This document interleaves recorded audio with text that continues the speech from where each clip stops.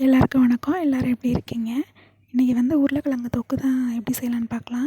ஒரு பெரிய உருளைக்கிழங்கு எடுத்திருக்கேன். அதை 4ஆக கட் பண்ணி ஒரு குக்கரில் ஒரு 3 விசில் போட்டு வேக வச்சு எடுத்துருக்கேன்.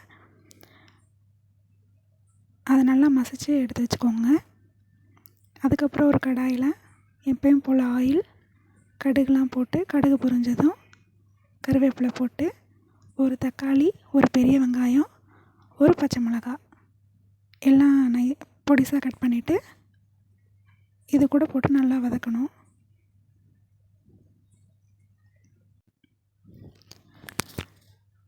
இது கொஞ்சம் பாதி அளவு வதங்கினா போதும்.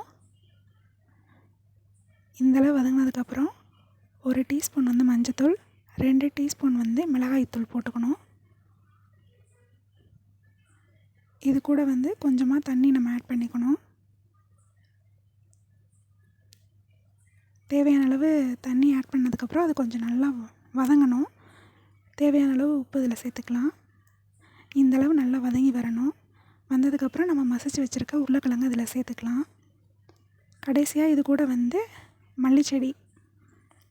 அவ்வளோதான், நம்மளோட உருளைக்கிழங்கு தொக்கு ரெடி ஆயிடுச்சு. இதை அப்படியே ஸ்லிம்மில் வச்சு ஒரு 5 நிமிஷம் விட்டிங்கன்னா நல்லாயிருக்கும். நன்றி.